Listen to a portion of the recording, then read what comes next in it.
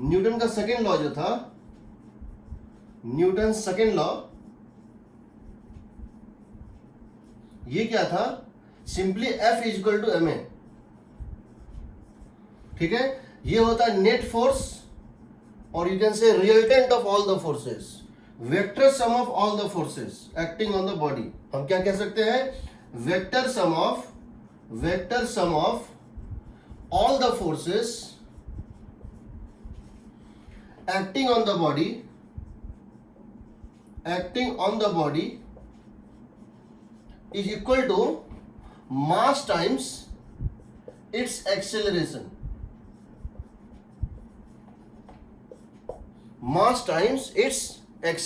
समझे? तो पूरी की पूरी जो बॉडी है उस पर जो नेट फोर्स होता है वो मास टाइम एक्सेलरेशन होता है। इसका मतलब क्या हुआ? Acceleration is always parallel to force. इसका मतलब हो गया acceleration vector is parallel to force vector always, because mass is a scalar quantity.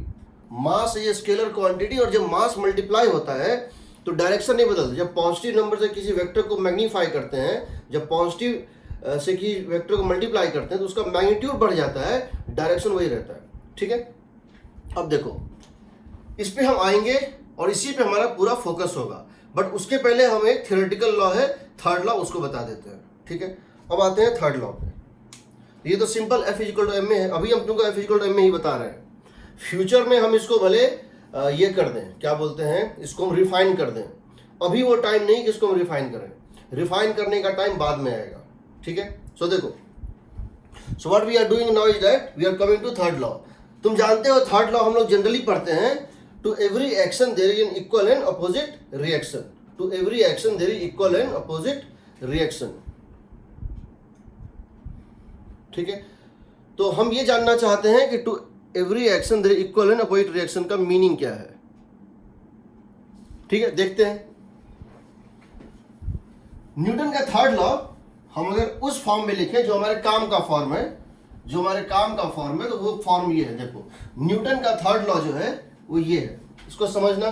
Theoretical law है बट बहुत इंपॉर्टेंट है। न्यूटन थर्ड लॉ क्या कहता है? न्यूटन थर्ड लॉ जो कहना है, इफ ए बॉडी ए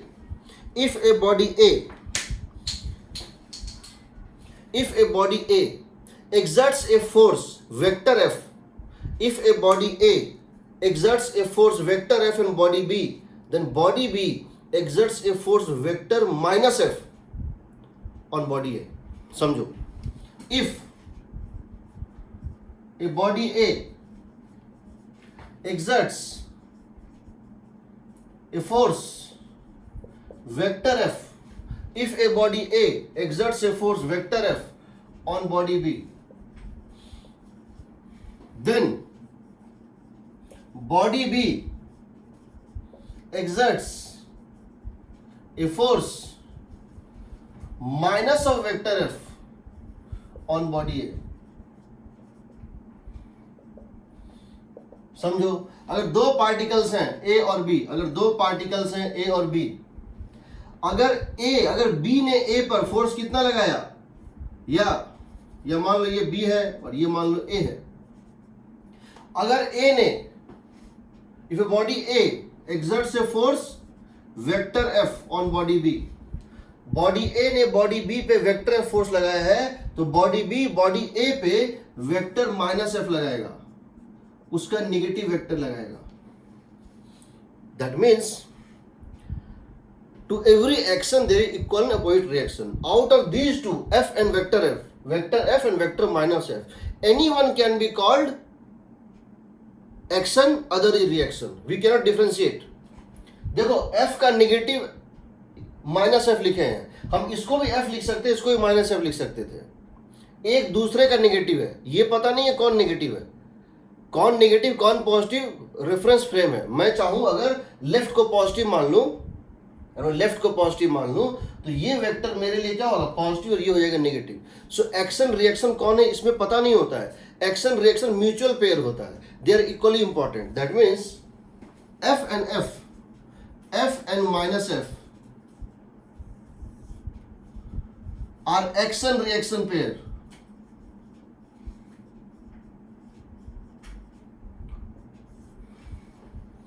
ठीक है, कौन एक्शन है कौन रिएक्शन है ये हम गारंटी नहीं दे सकते हैं. इसको एक्शन मानेंगे F को तो माइनस F रिएक्शन हो जाएगा, और माइनस F को एक्शन मानेंगे तो F जो है उसका रिएक्शन हो जाएगा.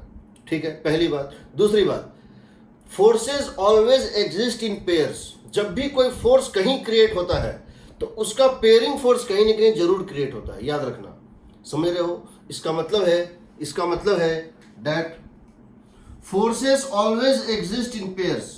Forces always exist in pairs. इसका मतलब क्या हुआ? Like you cannot create only north pole. Whenever you create north pole, you have to create a south pole. Whenever you create a positive charge from a neutral thing, somewhere negative charge is created. Similarly, जब भी एक vector F बनेगा तो कहीं ना कहीं vector minus F जरूर बनेगा. अगर हम यहाँ एक वेक्टर F क्रिएट करेंगे तो उसका रिएक्शन कहीं ना कहीं जरूर क्रिएट होगा यूनिवर्स में. सो आप आइसोलेटेड सिंगल फोर्स क्रिएट नहीं कर सकते हैं. इसका मतलब क्या हुआ? The net vector sum of all the forces in the entire universe is 0. इसका मतलब क्या हुआ? यूनिवर्स में जितने भी फोर्स हैं उसका कहीं ना कहीं रिएक्शन फोर्स है, और जब आप दोनों को कंबाइन करेंगे हर एक्शन अपने रिएक्शन से क्या होगा? कैंसिल होगा. इसका मतलब कह सकते हैं net force in the entire universe, because every force in the universe have a reaction force. अगर सन अर्थ को खींच रहा है तो अर्थ भी सन को खींच रहा है, याद रखना.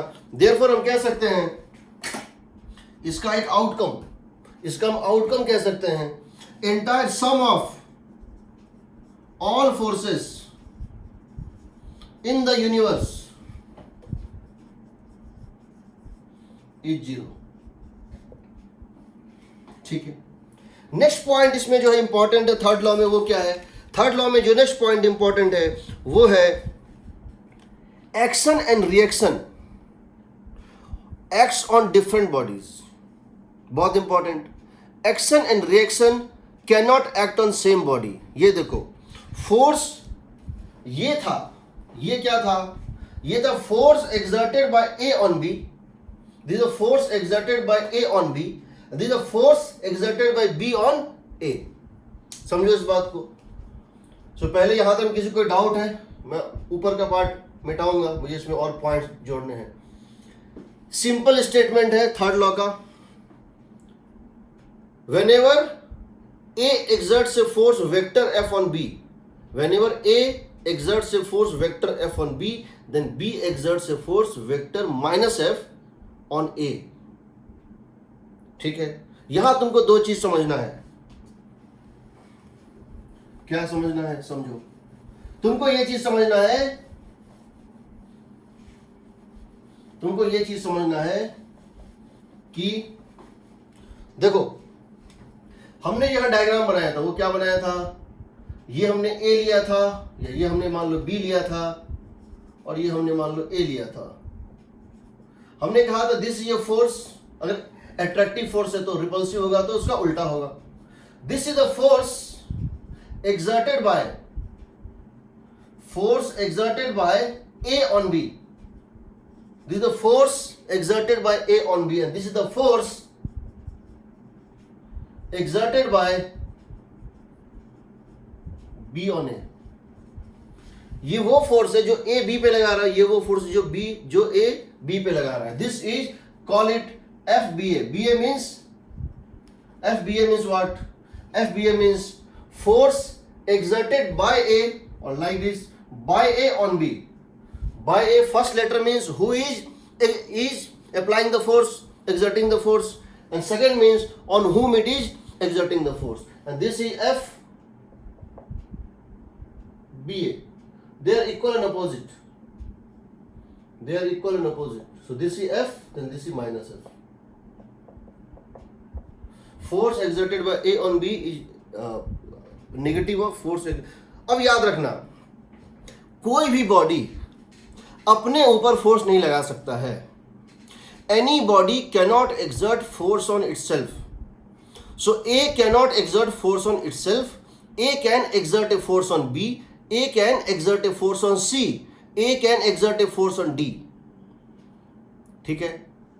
ए अपने ऊपर फोर्स नहीं लगा सकता है, यानी कि अगर हम यहां पर न्यूटन्स लॉ लगाएंगे, समझो अगर हम बी पे अगर हम न्यूटन्स लॉ लगाना चाह रहे हैं, अगर हम बी के ऊपर न्यूटन्स लॉ लगाना चाह रहे हैं, मीन्स हम क्या चाह रहे हैं, F equal to M A का इक्वेशन लिखना। यानी हम ये चाह रहे हैं कि बी पे कौन कौन से फोर्स एक्ट कर रहे हैं, what is the forces experienced by B. We have to take what is the forces experienced by B, we do not take what is the forces applied by B. अगर मेरा FBD बन रहा है, अगर मेरा फोर्स डायग्राम बन रहा है, तो मेरा अगर मैं सिस्टम हूं और मेरे ऊपर तुम फोर्स निकालना चाहते हो, मेरे ऊपर कौन कौन से फोर्सेस एक्ट कर रहे हैं, then you have to write what is the force exerted by Giri sir on me, what is the force exerted by Vishal sir on me. You should not take what is the force exerted by me, समझो, you should not take what force I apply, you should take what force I experience. जिसको system माने हो उस पे कौन कौन से force उसके पड़ोसी लगा रहे हैं, वो खुद के ऊपर फोर्स नहीं लगा सकता है, समझ लो। तो समझना इस बात को। while applying F is equal to ma, we take forces experienced by body, experienced or acting on body, we take forces acting on body, not by body। मैं पूरी दुनिया पे फोर्स लगा दूं, मैं पूरी दुनिया फोर्स लगा दूं, उससे कोई मतलब नहीं है, मेरे ऊपर क्या फोर्स लगा वो मैटर करता है, समझना। सो जिसको भी सिस्टम मानोगे, यहां जो फोर्स लोगे, अगर किसी मास m के ऊपर लिखना चाहते हो तो यहां जो फोर्स लोगे, that would not be the force exerted by m, it is the force acting on m due to rest of the bodies. This is force experienced, not force applied, समझ रहे हो। मेरा वेट क्या है, धरती मुझे जिस फोर्स से खींच रही है वो मेरा वेट है, मैं जिस फोर्स से धरती को खींच रहा हूं वो मेरा वेट नहीं है। Earth is pulling me towards its centre, earth is attracting me towards its centre, and I am attracting the earth upwards towards me, both are action reaction pair. लेकिन जब मेरा एफबीडी बनेगा तो ये फोर्स नहीं लोगे जो मैंने अर्थ पे लगाया है, वो फोर्स लोगे जो मैं अर्थ से फील कर रहा हूं। Means force acting on the body is taken, not force acting by the body, on the body, ठीक है, याद रखना। तो यहां पे तुमको ध्यान रखना है इस बात का। नेक्स्ट पॉइंट, एक इंपॉर्टेंट पॉइंट, सारे जो चीज मैं पढ़ा रहा हूं तुमको, जो भी चीजें पढ़ा रहा हूं, इसका नोट्स अभी क्लास खत्म होगा। मैं फर्स्ट क्लास में नहीं दे पाया था नोट्स, क्योंकि बहुत कम पढ़ाया था। आज के क्लास के बाद मैं सेम जो भी पढ़ा रहा हूँ पूरा नोट्स मैं तुमको पीडीएफ बना के भेज दूंगा, ठीक है। तुम चाहो तो प्रिंट निकाल लेना, चाहो तो नोट कर लेना, ठीक है। सो उसके लिए चिंता नहीं करना है। अब समझो, एक्शन रिएक्शन की बहुत बड़ी खासियत होती है। जो एक्शन होता है और जो रिएक्शन होता है वो सेम नेचर का होता है। जो एक्शन होता है और जो रिएक्शन होता है वो सेम नेचर का होता है, ठीक है। मतलब क्या हुआ इसका,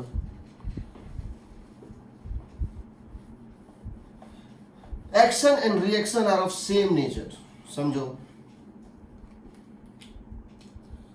नेक्स्ट पॉइंट, जो भी हमारा 3 या 4 पॉइंट था, next point, action and reaction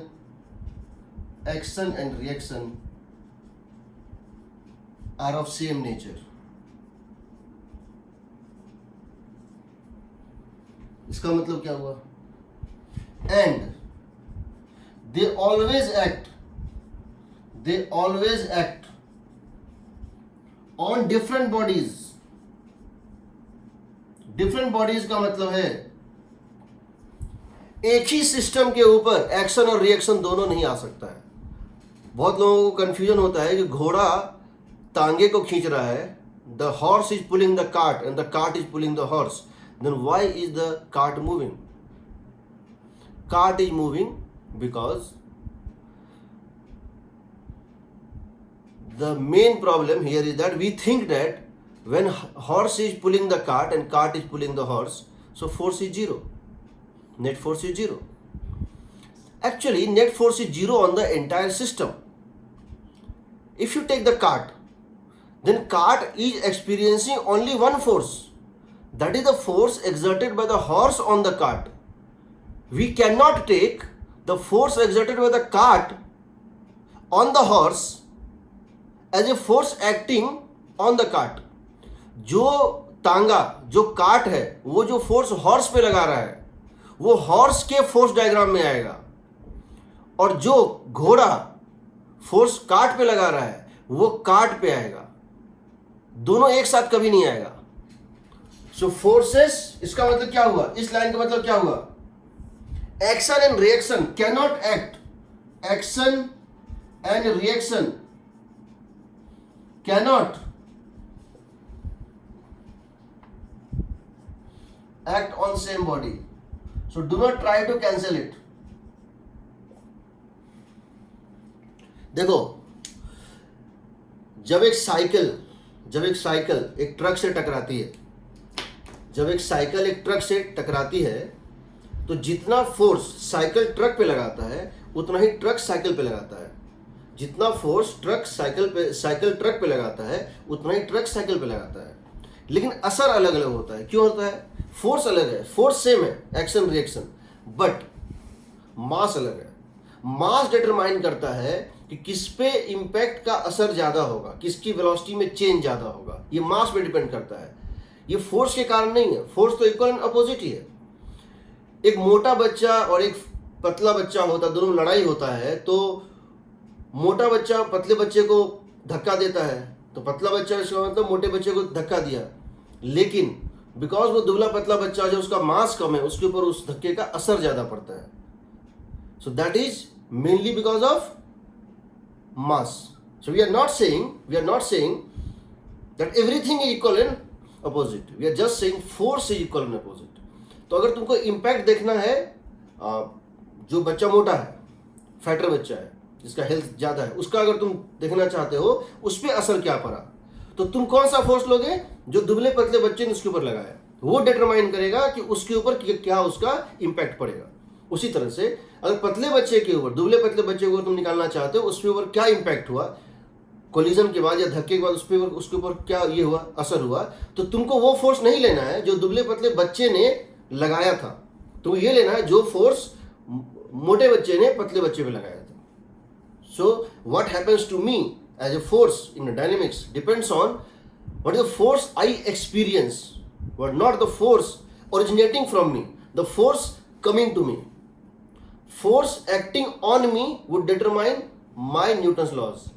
The force applied by me would not determine anything for me.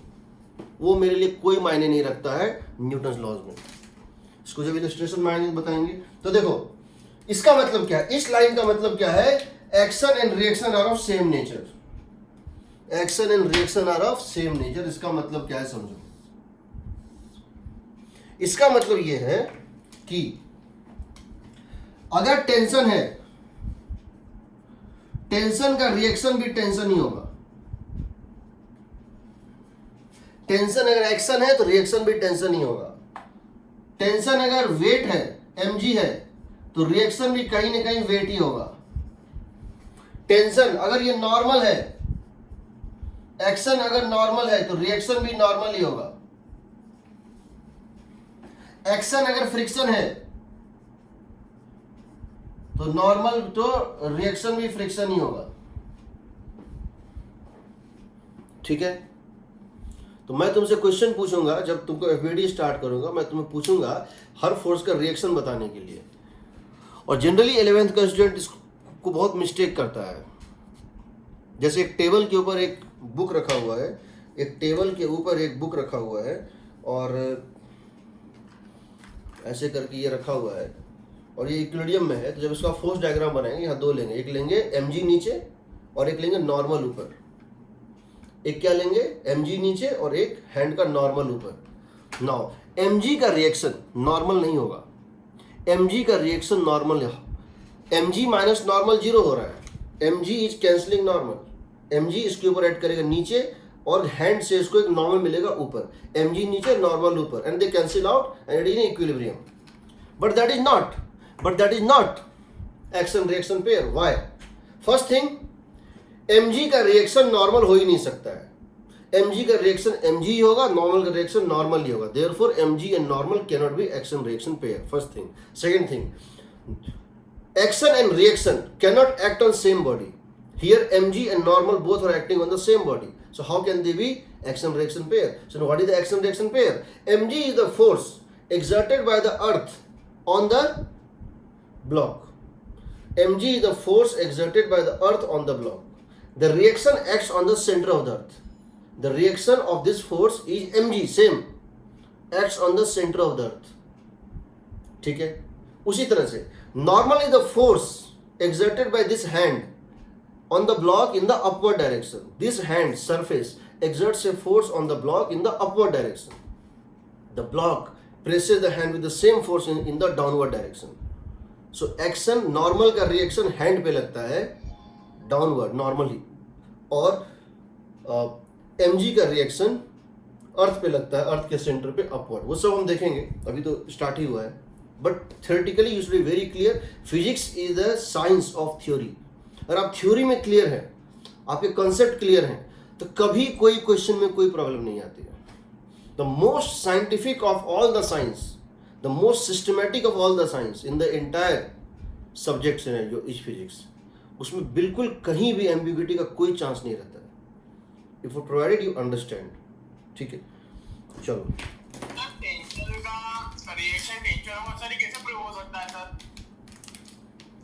क्या चीज? सर जैसा अभी आपने बोला कि सर जैसे जो फोर्स है टेंशन हो गई, तो सर इसका एक्शन टेंशन और रिएक्शन भी टेंशन, सर इसे प्रूव कैसे हुआ सर? ये टेंशन क्या होता है पहले इसको बताओ. What is tension? Sir force है. फोर्स मतलब उसका कारण क्या होता है? What is the cause of tension?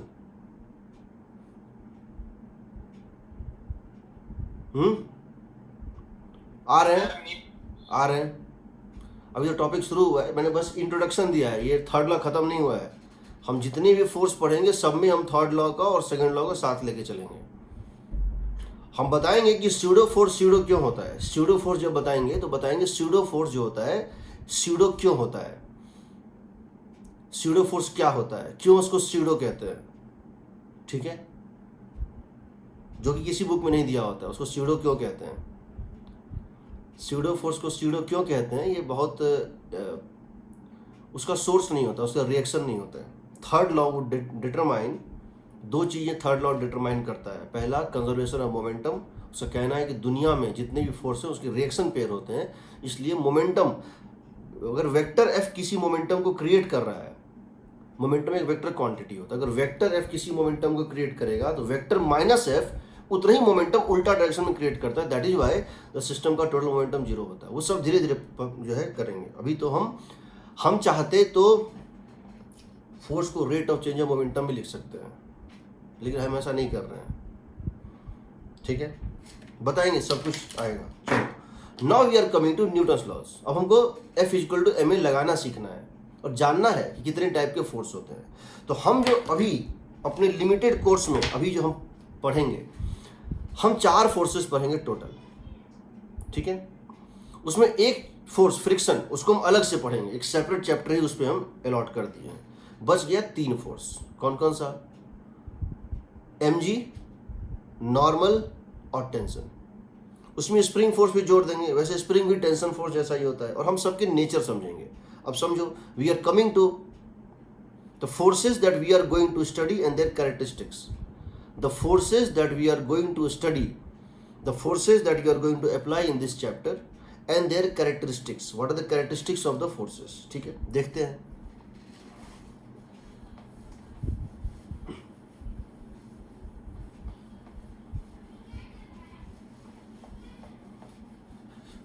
चलो, पहले तुम लोग ये बताओ मुझे, वेट क्या होता है? What is wait?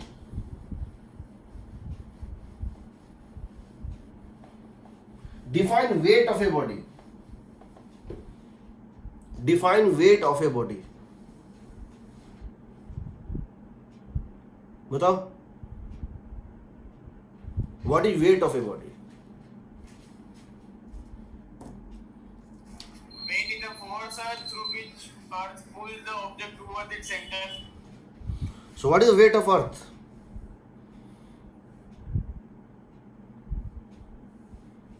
What is the weight of earth?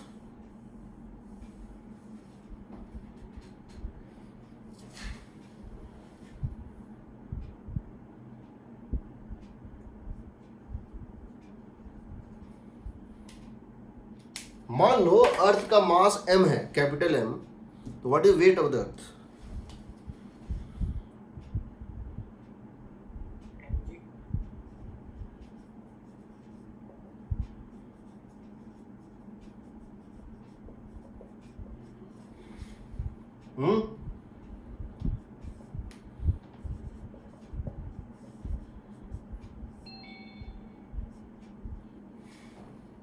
What is weight of the earth? अगर मान लो अर्थ की मास है m, कैपिटल M, तो उसकी वेट कितनी होगी? नहीं पता है? mg, g की वैल्यू 9.8 है। कितने भी स्पेस में जो फोर्सेस अप्लाई हो रहे हो उनका जो फोर्स ऑफ अट्रैक्शन होगा उससे multiply. The mass of the earth is not defined. क्यों नहीं डिफाइंड है? देखो, पूरी दुनिया में जितनी ग्रेविटेशनल फोर्स है उसको फोर्स कहते हैं। स्पेशल केस सिर्फ अर्थ के लिए उसको नाम दिया गया, अलग नाम दिया है। क्या दिया गया? वेट। ठीक है, समझो वेट का मतलब क्या होता है। Weight of a body, weight of a body is defined as the force by which earth attracts the body or pulls the body towards its center। ठीक है, धरती अपनी तरफ, अपने सेंटर की तरफ खींचती है। समझो, ये धरती है, ये अर्थ है। यहां कोई पर्सन है, उसको धरती इस तरह खींच रही है। तो यहां एक्चुअली फोर्स होता है G, कैपिटल M। अगर इसकी मास M है, रेडियस R है धरती की, समझो, और अर्थ की मास M है, रेडियस R है, और इसकी मास स्मॉल m है, तो G(m)m/r²। अगर सरफेस के पास है, एकदम सरफेस के ऊपर है, तो G(m)m/r² होती है। और अगर इसकी हाइट बढ़ा दो, हाइट पे लेके चले जाओ, h हाइट पे, तो G(m)m) सेंटर से डिस्टेंस लेते हैं, तो क्या हो जाएगा? r+h, radius plus height h। तो एक बार जब तुम धरती से बाहर चले जाओगे तो पूरी की पूरी धरती जो है वो पॉइंट मास बन के सेंटर पे आ जाती है। तो ये होता है। अब इस G(m)r² को बोलते हैं, इस G(m), ये होती है फोर्स, G(m)r² को बोलते हैं हम लोग फील्ड। समझो, mass into field, gravitational field is equal to mass into field. जिसको क्या बोलते हैं? Gravitational force is equal to mass into gravitational field. समझो, किसी भी चीज पे जो ग्रेविटेशनल फोर्स होता है, force per unit mass, force divided by mass, उसको हम बोलते हैं उस पॉइंट पे ग्रेविटेशनल फील्ड। ठीक है, नाउ पूरी यूनिवर्स में समझ लो इसको बोलते हैं फोर्स, इसको बोलते हैं gravitational force. Gravitational force by a planet, by a planet और एनी सेलेस्टियल बॉडी, और एनी सेलेस्टियल बॉडी, इसको बोलते हैं ग्रेविटेशनल फील्ड। इसको क्या बोलते हैं? Gravitational field. लेकिन सिर्फ धरती के लिए, only for earth, only for earth in this entire universe, सिर्फ धरती के लिए एक स्पेशल नाम दिया गया है। वहां क्या नाम दिया गया है? Only for earth. समझो, only for earth.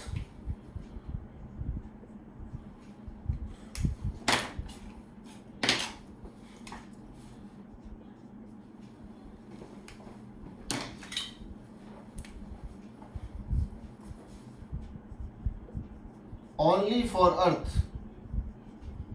This has a special name. It is called weight.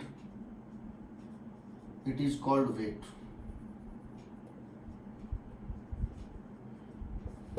Only for earth, this is called acceleration due to gravity. Only for earth, this is called, it is called acceleration due to gravity. इसीलिए ये कहना technically ही wrong है कि acceleration due to value, gravity का value moon पे g/6 हो जाता है, क्योंकि मून के लिए acceleration due to gravity defined ही नहीं है. We should tell that the gravitational field on the surface of moon is 1/6 of gravitational field on the surface of earth.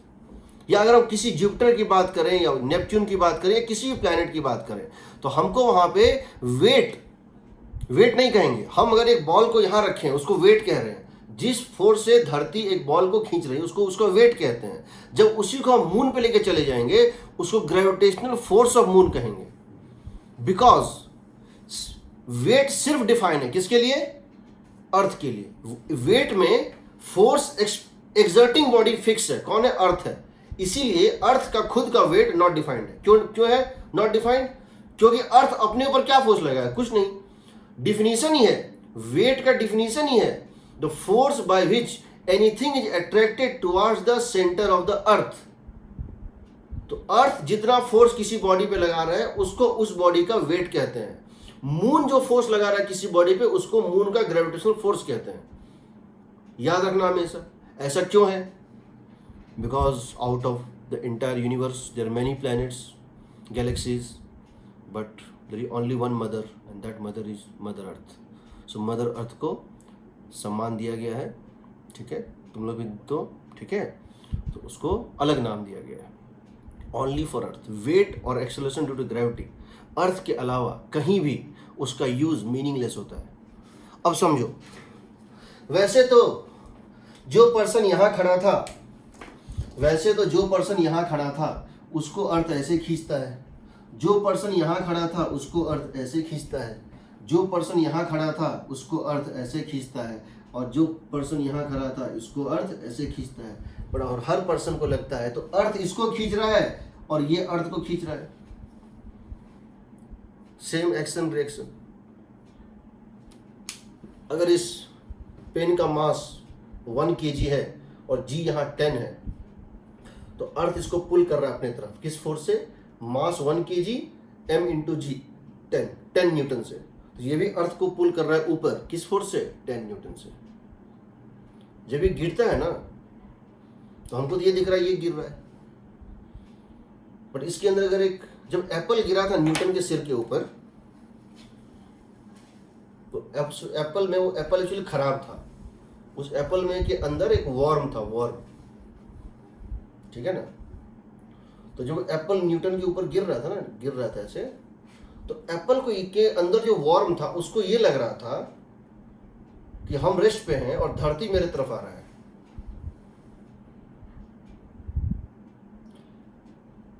Newton was thinking that apple is falling and Apple was thinking that Newton is falling, and both are correct.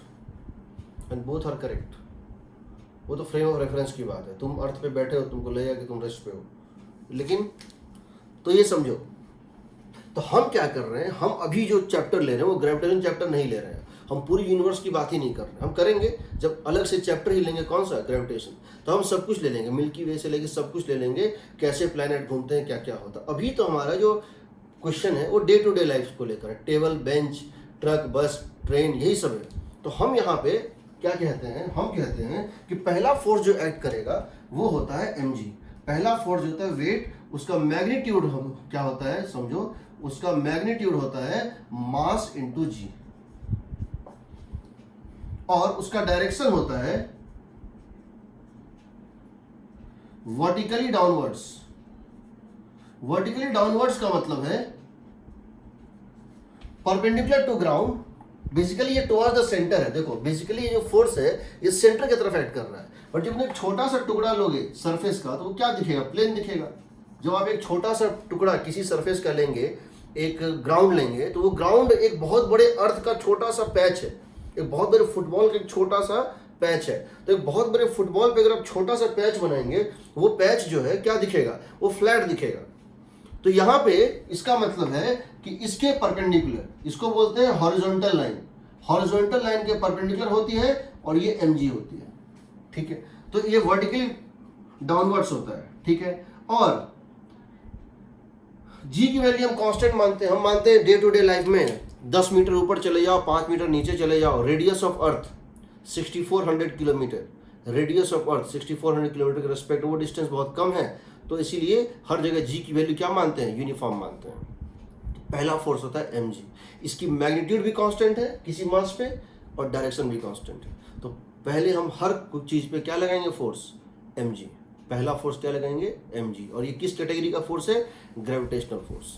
बताए थे 4 category होते हैं force के, gravitational force. और ये force जो gravitational force है वो, इसके बाद जो भी फोर्स लेंगे सब इलेक्ट्रोमैग्नेटिक फोर्स होंगे क्लासिफिकेशन वाइज, ठीक है। सो यहाँ पे हम क्या करेंगे, देखो हमारे पास एक पेंडुलम बॉब है, हैंग कर रहा है, ये ब्लॉक हैंग कर रहा है, इसके ऊपर फोर्स बनाना है। हमारे ऊपर एक टेबल है, इस टेबल के ऊपर या एक फ्लोर के ऊपर ये रखा हुआ है, इस पर फोर्स बनाना है। हमने इसी टेबल को क्या किया, अब टिल्ट कर दिया, ऐसे कर दिया। फिर से हमको क्या बनाना है, फोर्स बनाना है। इन सब में mg एक्ट करेगा। कैसे, इसका मास m है तो नीचे फोर्स ऐड करेगा, कितना, इसका मास m है, इसके ऊपर नीचे फोर्स ऐड करेगा, कितना ऐड करेगा बोलो, इस पे फोर्स ऐड करेगा mg। इसके ऊपर फोर्स कितना ऐड करेगा, वेट mg। इसके ऊपर कितना ऐड करेगा बताओ, mg। इस फोर्स को ना तो तुम मैग्नीट्यूड बदल सकते हो, ना डायरेक्शन बदल सकते हो, ना इस फोर्स का तुम मैग्नीट्यूड बदल पाओगे और ना ही तुम इस फोर्स का डायरेक्शन बदल पाओगे। तुम्हारे हाथ में कुछ नहीं है, तुम्हारे हाथ में कुछ नहीं है। बाकी सारे फोर्सेस तुम्हारे हाथ में है, बाकी जितने फोर्स लेंगे इसके अलावा तुम्हारे हाथ में बहुत कुछ है। तुम बहुत कुछ बदल सकते हो अपने अकॉर्डिंग, मैग्नीट्यूड बदल सकते हो, डायरेक्शन बदल सकते हो, बट यहाँ तुम कुछ नहीं कर सकते हो। जो वेट है सो है, जो नेचर ने डिफाइन कर दिया सो डिफाइन कर दिया। सो हियर इसका रिएक्शन कहाँ ऐड करेगा, mg ही ऐड करेगा। कहाँ, सेंटर ऑफ अर्थ पे। इसका रिएक्शन, इन सब का रिएक्शन कितना ऐड करेगा, mg। कहाँ ऐड करेगा, सेंटर ऑफ अर्थ पे। लेकिन अर्थ मूव नहीं करेगा क्योंकि अर्थ का मास बहुत ज्यादा है, लेकिन ऐड करेगा। हर इसका रिएक्शन, हर mg का रिएक्शन कहाँ ऐड करता है, सेंटर ऑफ अर्थ पे, कहीं और नहीं। पूरी अर्थ मिलकर जो फोर्स लगाती है, इसका रिएक्शन कहाँ ऐड करता है, सेंटर ऑफ अर्थ पे ऐड करता है, ठीक है, याद रखना। सो इसका एक्शन है mg, this is the force exerted bye earth on the block, and reaction, इसका जो रिएक्शन होता है वो कहाँ ऐड करता है, देखो इसका रिएक्शन जो है वो ऐड करता है सेंटर ऑफ अर्थ पे, इक्वल मैग्नीट्यूड का। पहली बात। दूसरी बात, you cannot change anything, these two are fixed. अगर मास फिक्स है, these two are fixed, we have no control, we have no control, neither we can change its direction nor we can change its magnitude. ऐसा मत समझना, ऐसा मत समझना कि अगर, ऐसा मत समझिएगा कि अगर इस पे फोर्स इस तरह से था mg नीचे की तरफ, मैंने इसको घुमा दिया तो mg हो जाएगा ऐसे की तरफ। ऐसा नहीं होगा। इंक्लाइन को घुमाओगे तो घुमाते रहो, पूरी दुनिया घुमा दो, mg नहीं घूमेगा, समझ लो। mg अगर इस तरह से ऐड कर रहा था, mg अगर डाउन ऐड कर रहा था, तुम पूरी दुनिया घुमा दो, पूरी प्लेट को घुमा दो ऐसे ऐसे, इंक्लाइन प्लेन को, ये फिक्स रहेगा। इंक्लाइन प्लेन के घूमने से अपना डायरेक्शन नहीं बदलेगा, पहली बात। दूसरी बात, वेट इज ए फीलिंग, समझो, weight is a feeling. Feeling का मतलब क्या है, इसलिए हम एक वर्ड यूज करते हैं एपरेंट वेट। एपरेंट वेट क्या होता है, कई बार जो वेट होता है वो दिखता नहीं है, लगता है कि कुछ और वेट है, and we have no technology, we have no experimental thing We do not have any experiment by which we can determine what is the actual weight. So, जो भी हम वेट फील कर रहे हैं वो एक्चुअली में एक फोर्स है. हो सकता है वो एक्चुअल सिर्फ ग्रेविटी का फोर्स ना हो, उसमें कुछ और फोर्स मिला हुआ हो. जैसे हम यहाँ खड़े हैं तो हमको लग रहा है मेरा एक वेट है, हम एक प्लेटफॉर्म बैलेंस लेंगे, खड़े हो जाएंगे तो बताएगा ये वेट है. बट हो सकता है उसके ऊपर अर्थ का स्पिनिंग जो हो रहा है उसका सेंट्रीफ्यूगल फोर्स भी लग रहा है, उसके कारण मेरा वेट थोड़ा कम दिख रहा है. ये भी पॉसिबल है. ये भी पॉसिबल है कि मेरा बॉडी चार्ज है और अर्थ भी चार्ज है और उस पर एक इलेक्ट्रोस्टैटिक फोर्स भी लगा रहा है. सो अल्टीमेटली जो वेट होता है वो एक मेजर्ड वैल्यू होता है. समझो, वेट जो होता है, हम इसलिए कहते हैं there are 2 types of weight. हम देखेंगे there are 2 types of weight, real weight and apparent weight. Real weight and apparent weight. Because weight is a feeling. हम फिर से बता रहे हैं, weight is feeling that somebody is pulling me.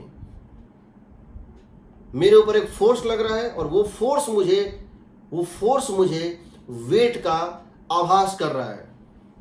The force experienced by me makes me feel that I have a weight due to any cause. If I do not feel that force, I would say I am in a state of weightlessness.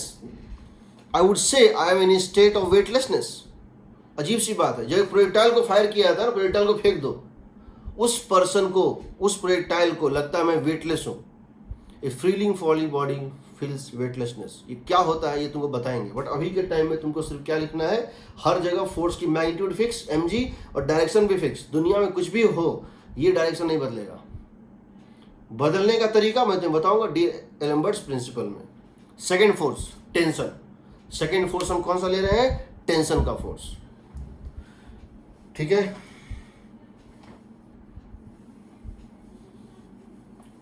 Tension का force क्या होता है, कैसे add करता है, देखो.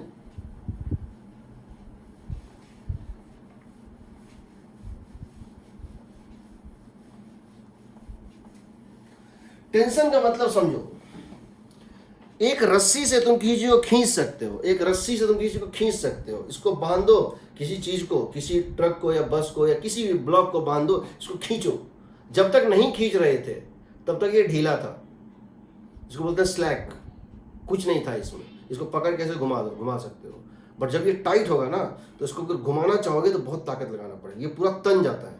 इस तने हुए रस्सी में या रॉड में या स्प्रिंग में या कॉर्ड में या रोप में, इस तने हुए रोप में जो फोर्स एक्ट कर रहा है, जो खींचता है, उसको क्या बोलते हैं, टेंशन बोलते हैं.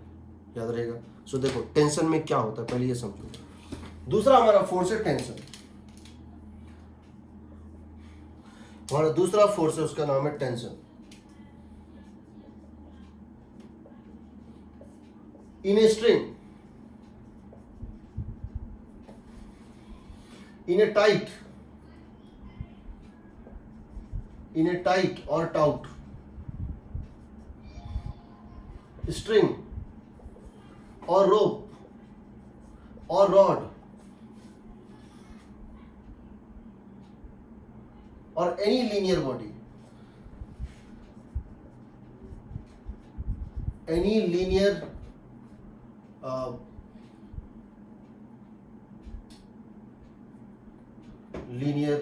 you can say instrument, any linear rope or something, कुछ भी ले लो.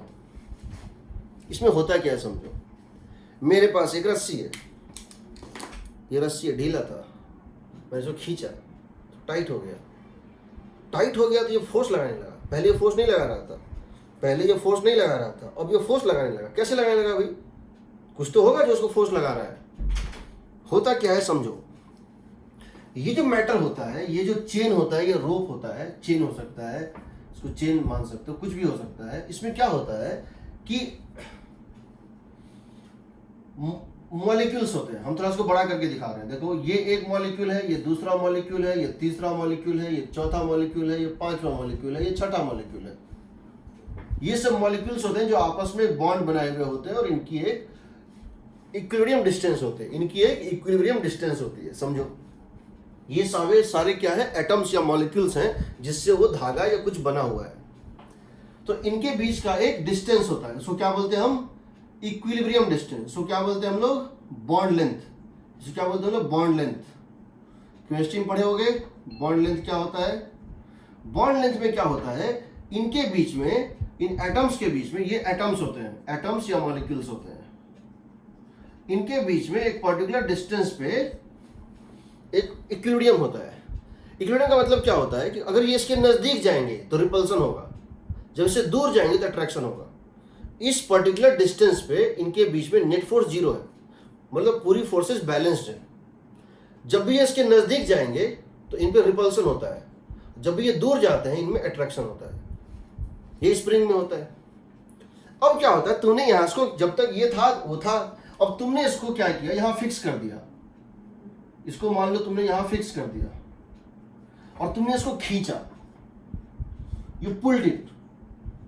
जैसे तुमने इसको पुल किया तो होगा क्या, ये चाहेगा अपने डिस्टेंस को बढ़ाना, स्लाइटली बढ़ाएगा भी, स्लाइटली बढ़ाएगा भी, ऐसा नहीं बिल्कुल नहीं बढ़ेगा, हल्का सा बढ़ेगा।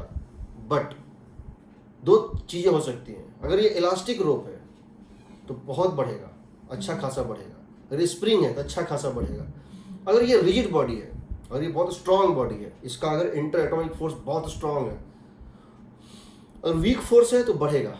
अगर बहुत स्ट्रांग फोर्स है, बहुत टाइटली बाउंड है, जब खींचोगे तो नेग्लिजिबल बढ़ेगा, लेकिन फोर्स बहुत ज़्यादा डेवलप कर जाएगा।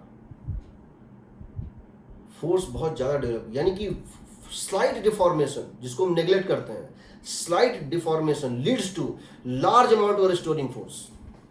जैसे तुम इसको थोड़ा सा बढ़ाओगे, मान लो ये डिस्टेंस था 1 मिलीमीटर, सॉरी ये डिस्टेंस था, मान लेते हैं कि 1 नैनोमीटर, और अब ये बन गया 1 नैनोमीटर प्लस 1 पिकोमीटर।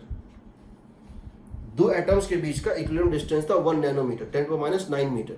अब ये हो गया 1 nanometre plus 1 picometre, means 1 nanometre में जुड़ गया, कितना जुड़ गया, 10⁻12 मीटर। अब क्या होगा, इनके बीच में अट्रैक्शन डोमिनेट करेगा, ये इसको खींचेगा, ये इसको खींचेगा। सिमिलरली ये इससे बड़ा है, ये इन दोनों के बीच का डिस्टेंस बढ़ गया, तो ये क्या करेगा, क्यों हम बता चुके हैं, जब दूर जाता है तो अट्रैक्शन, जब नजदीक आता है तो रिपल्सन, ये इसको खींचेगा। अल्टीमेटली लास्ट में यहां जो ये बंधा है ये इसको खींचेगा। यानी अभी भी एटॉमिक स्केल पे, माइक्रोस्कोपिक स्केल पे इनका मेन कारण जो है वो चार्जेस ही हैं, वो केमिकल बॉन्ड्स के इफेक्ट्स ही हैं, इसीलिए इसको इलेक्ट्रोमैग्नेटिक फोर्स बोलते हैं। तो होगा क्या कि ये 1 बाय 1 ट्रांसफर करेगा, एक लिंक दूसरे लिंक को खींचता है, और हर लिंक में जिस तरह चेन में होता है, तुम एक लिंक को खींचो तो 2 लिंक ऐसे फंस जाते हैं, ये इसको खींचते हैं, तो इसके बाद का लिंक ऐसे ही फंसा हुआ है इसके साथ, वो उसको खींचता है, तो सब में खिंचाव होता है। ठीक है, तो इसमें क्या होगा, समझो कि इस पूरे में एक फोर्स डेवलप कर जाएगा, और ये तब तक रहेगा जब तक ये पुल है। तुम इस पुल को थोड़ा सा बढ़ाओगे तो फिर फोर्स भी बढ़ जाएगा, क्योंकि फोर्स को अल्टीमेटली क्या होना है, बैलेंस होना है। जब तक ये टूटेगा नहीं, जब तक ये टूटेगा नहीं, अपने फोर्स को बढ़ाता जाएगा ताकि ये इंटैक्ट रहे। So more is the outward force exerted by you, more is the inner force it is trying to bring it, so that is tension force. तो टेंशन फोर्स में क्या होता है, 2 प्रॉपर्टी होती है, समझ लो। टेंशन को हम दिखाते हैं टी से, टेंशन को हम दिखाते हैं टी से, पहली बार इसका मैग्नीट्यूड, इसका मैग्नीट्यूड हम दिखाते हैं टी से जनरली, और इसका डायरेक्शन जो होता है ना, वो कैसे पता करते हैं, it is always a pull force. Pull force का मतलब ये खींचेगा, ये पुल करता है, पुश नहीं करता है, समझो। पुल और पुश में फर्क समझ लो। तुम रस्सी से कार को बांध के खींचो, खींचा जाएगा, धकेलना चाहो तो क्या होगा, स्लैक हो जाएगा। अगर इसको खींचना चाहते हैं खींचा जाएगा, धकेलना चाहेंगे स्लैक हो जाएगा, खींचना चाहेंगे खींचा जाएगा, धकेलना चाहेंगे स्लैक हो जाएगा। इसका मतलब क्या है, it is always a pull force, remember it, it is always a pull force,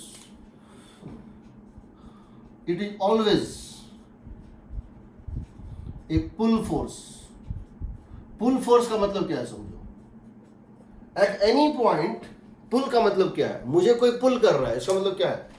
मुझे कोई पुल कर रहा है, दोनों हाथ पर कोई मुझे पुल कर रहा है। जो मेरे राइट में है वो मुझे राइट खींचेगा, जो मुझे लेफ्ट में है वो लेफ्ट खींचेगा। पुल का मतलब यही हुआ ना कि जो जिधर है उधर खींचेगा। अगर धागा या रस्सी मेरे राइट साइड है वो हमको राइट खींचेगा, जो धागा लेफ्ट साइड वो लेफ्ट खींचेगा, जो धागा ऊपर बंधा है वो ऊपर खींचेगा, जो धागा नीचे है वो नीचे खींचेगा। यानी कि हमेशा बॉडी से बाहर की तरफ निकलेगा फोर्स। समझो, पुल फोर्स का मतलब है x always out of the body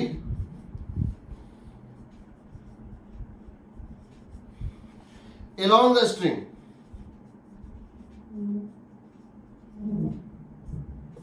इसका मतलब क्या हुआ? अगर ये एक ब्लॉक है और इस ब्लॉक में एक धागा इधर बंधा है, एक धागा इधर बंधा है, एक धागा इधर बंधा है, एक धागा इधर बंधा है, चारों तरफ लोग उसको खींच रहे हैं। 4 धागे बांध दिए एक ब्लॉक में और 4 लोग उसको चारों तरफ से खींच रहे हैं। इसमें अगर टेंशन T1 है तो इस ब्लॉक पे जब फोर्स दिखाएंगे तो टेंशन T1 इधर दिखाएंगे। क्यों दिखाएंगे? क्योंकि इस बॉडी पे, अगर हमको इस बॉडी पे फोर्स निकालना है तो क्या करेंगे? इस बॉडी से बाहर pull force means always acting out of the body, body से बाहर निकलेगा। उस वेक्टर का स्टार्टिंग पॉइंट बॉडी पे होगा और डायरेक्शन हमेशा बाहर की तरफ होगा।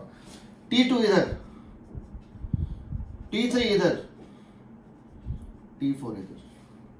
ठीक है, अब जरा समझो, टेंशन बहुत इंपॉर्टेंट है। टेंशन में बहुत सारी नई नई चीजें होती हैं। तो टेंशन हमेशा out of the body act करेगा, पहली बात। दूसरी बात, जब टेंशन अलग अलग एक ही धागे के डिफरेंट एंड पे, according to this same definition, एक ही धागे के अलग अलग एंड पे डायरेक्शन बदल जाएगी। क्यों बदलेगी?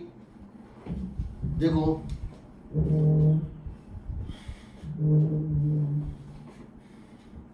मान लो इस तरह से है कि एक टेबल है, इसके ऊपर एक ब्लॉक रखा है और ये दूसरा ब्लॉक रखा हुआ है।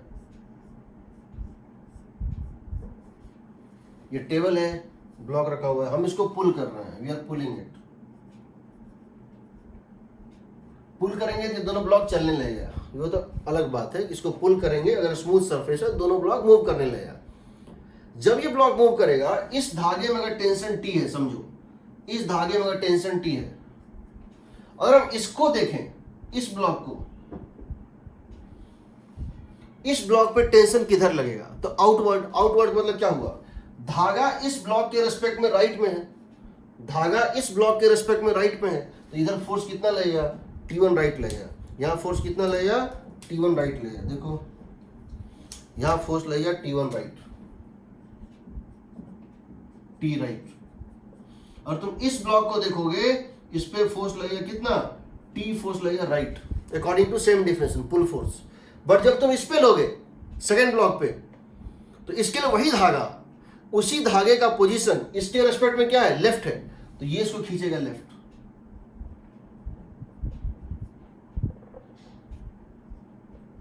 तो अगर इस पे तुम FBD बनाओगे फर्स्ट वाले पे, तो इसके लिए धागा राइट में था तो फोर्स हो जाएगा राइट, इसके लिए धागा लेफ्ट में था, फोर्स क्या हो जाएगा? लेफ्ट। समझो, इसके लिए जिधर फोर्स, जिधर धागा उधर फोर्स, जिधर धागा उधर फोर्स। तो इधर इस ब्लॉक के लिए, फर्स्ट ब्लॉक के लिए धागा राइट में था, फोर्स लगेगा राइट। सेकेंड ब्लॉक के लिए धागा लेफ्ट में था, उसी ब्लॉक पे फोर्स लगेगा लेफ्ट। और दोनों को मिला दें, अगर इसको सिस्टम ना माने या इसको ना माने, इसको मानेंगे फर्स्ट को। और फर्स्ट पे अगर हम फ्री बॉडी डायग्राम बनाना चाह रहे हैं, मींस अगर हम फर्स्ट पे फोर्स देखना चाह रहे हैं, कौन कौन सा फोर्स ऐड करेगा, तो टेंशन फोर्स जो फर्स्ट पे ऐड करेगा उसका डायरेक्शन लेंगे राइट वर्ड। अगर हम सेकेंड ब्लॉक पे निकालना चाह रहे हैं टेंशन का डायरेक्शन, तो लेंगे लेफ्ट वर्ड। अगर हम दोनों को सिस्टम मान रहे हैं तो टेंशन लेंगे ही नहीं। क्यों नहीं लेंगे? ये एक्शन और ये रिएक्शन कट जाएगा। सर, हाँ सर जो राइट में है ब्लॉक, उस पे तो 2 फोर्स लगेंगे ना, एक जो हम खींच रहे हैं। हाँ हाँ बिल्कुल। अभी मैं पूरी फोर्स नहीं ले रहा हूँ, अभी मैं सिर्फ ये बता रहा हूँ, स्पेसिफिकली मैं सिर्फ टेंशन के बारे में बता रहा हूँ कि टेंशन कैसे ऐड करेगा। अभी मैं सिर्फ टेंशन के बारे में बता रहा हूँ, ठीक है। उसी तरह से अगर मैं इसको इस तरह से देखूं, किस तरह से? अगर मैं इसको इस तरह से देखूं कि मैं तुमसे ये बताऊं कि चलो अगर इस टाइप से क्वेश्चन है, समझो ये ब्लॉक है, मैं सिर्फ टेंशन की बात कर रही, मैं एमजी नॉर्मल नहीं ले रहा हूं, मैं सिर्फ अभी एक बार में मैं एक ही टॉपिक ले, मैंने अभी तक तुमको ये नहीं बताया कि टोटल फोर्स क्या लगेगा। यहाँ एक ब्लॉक है और जो हैंग कर रहा है, देखो ये टेबल पे ये हैंग कर रहा है, ऐसे करके दोनों कुछ मासेस होंगी, कुछ वेट होगा, वो अलग चीज, सिर्फ हम टेंशन की बात कर रहे हैं।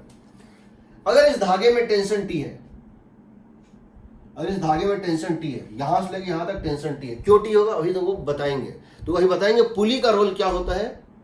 पुली का रोल क्या होता है, पुली का दो रोल होता है, समझ लो पुली क्यों इंपॉर्टेंट है।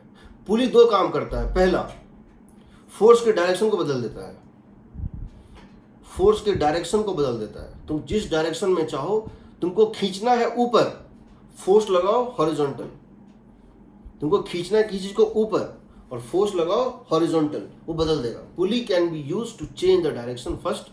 Second, pulley can magnify the force. 10 newton के फोर्स को 50 न्यूटन बनाना चाहते हो, you want to convert 10 Newton of force, you apply 10 Newton of force and the body experiences 50 Newton of force 5 times. That can be done by pulley. So pulley is a very great invention, बहुत अच्छा चीज होता है। तो फिर तो कम भी कर सकते होंगे। बिल्कुल कम भी करेंगे, सब करेंगे। पुली पे जब आएंगे, जब पुली बताएंगे तो पूरा पुली बताएंगे। देखो क्यों पुली इसी में बताना है मुझे। यहाँ पे टेंशन सेम होगा, टेंशन का मैग्नीट्यूड इस पूरे धागे में सेम होगा। अभी तो मान लो कि सेम होगा, अगर हम इसके ऊपर टेंशन का फोर्स देखें, इसके ऊपर, तो ऊपर लेंगे इसके ऊपर, क्योंकि इसके रिस्पेक्ट में टेंशन धागा ऊपर है तो पुल करेगा, इट ऑलवेज पुल्स। इसके ऊपर वही टेंशन राइट एक्ट करेगा, ठीक है, एग्रीड। अब चलो, अब हम आ रहे हैं concept of massless string. Concept of massless string, यहां हम दो कॉन्सेप्ट लेंगे अभी। क्या क्या? एक लेंगे मासलेस स्ट्रिंग, दूसरा लेंगे आइडियल पुली, ठीक है। बाद में बताएंगे रियल पुली में क्या होता है, अभी थोड़ा सा बता देंगे। दो कॉन्सेप्ट यहां हम ले रहे हैं, पहला ले रहे हैं मासलेस पुली, मासलेस स्ट्रिंग, दूसरा ideal pulley, massless and frictionless pulley. और ग्रेविटेशन चैप्टर तक, सॉरी रोटेशन चैप्टर से पहले सारे पुली मासलेस ही होंगे। ये पुली अगर मास आ गया, अगर पुली में मास आ गया तो मोमेंट ऑफ इनर्शिया भी आ जाएगा, और जैसे मोमेंट ऑफ इनर्शिया आएगा that question is of rotational mechanics, ठीक है। तो हम फिजिक्स में क्या करते हैं, आइडियलाइज कंडीशंस लेके चलते हैं, धीरे धीरे बिल्डअप करते हैं और बाद में उसको और बढ़ाते जाते हैं, ठीक है। सो देखो कंसेप्ट ऑफ मासलेस पुली, पहले ये देखो मासलेस पुली में क्या होता है। Massless string, sorry concept of massless string हम समझना चाहते हैं। Concept of massless string, concept of massless string. String अगर मासलेस होगा, किसी भी मासलेस बॉडी पे हमेशा नेट फोर्स जीरो होती है। किसी भी मासलेस बॉडी पे it's not possible, it's impossible to exert an unbalanced force. क्यों? देखो मान लो कि ये दो बॉडीज थे और ये इनके बीच में एक धागा बंधा हुआ है, एक रस्सी है, एक धागा बंधा हुआ है, कुछ है, ठीक है। मान लो इसकी मास है m1, इसकी मास है m2, कुछ भी है, और तुमने इसको पुल कर लिया, इसको पुल कर लिया और ये चलने भी लगा। इसकी एक्सेलरेशन कितनी है? a, इसकी एक्सेलरेशन कितनी है? a, दोनों एक्सेलरेशन a से चल रहा है, ठीक है। नाउ हम क्या चाहते हैं, हम ये चाहते हैं कि इन दो पॉइंट, यहां एक पॉइंट लेते हैं और यहां एक पॉइंट लेते हैं। क्या करते हैं हम? एक पॉइंट यहां, एक पॉइंट यहां। हम यहां पे टेंशन अगर T1 है और यहां अगर टेंशन T2 है, हम T1 और T2 में रिलेशन निकालना चाहते हैं। पूरी की पूरी रस्सी एक्सेलरेट कर रही है सिस्टम के साथ। समझो, दोनों एंड पे ब्लॉक लगे हुए हैं, दोनों ब्लॉक चल रही है और ये धागा भी चल रहा है, ठीक है। और हम चाहते हैं कि T1 और T2 में रिलेशन निकालना। तो हम क्या करते हैं, इसको सिस्टम मान लेते हैं। क्या मान लेते हैं? इसको सिस्टम मान लेते हैं।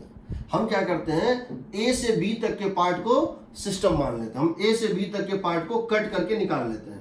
हम A से B तक के पार्ट को कट करके निकाल लेते हैं। Let us take A to B part काट लिया।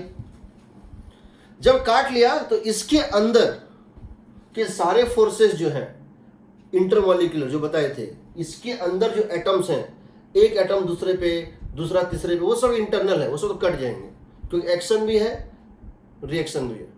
यहां एक अनबैलेंस फोर्स बचेगा। कौन सा? इसके जस्ट बगल वाला एटम इसको खींच रहा था। मान लो यहां टेंशन कितना था, अगर यहां टेंशन T1 है, समझो, तो इसको बोलते हैं सिस्टम। इसको क्या बोलते हैं? सिस्टम। और जो सिस्टम के बाहर है उसको क्या बोलते हैं? सराउंडिंग।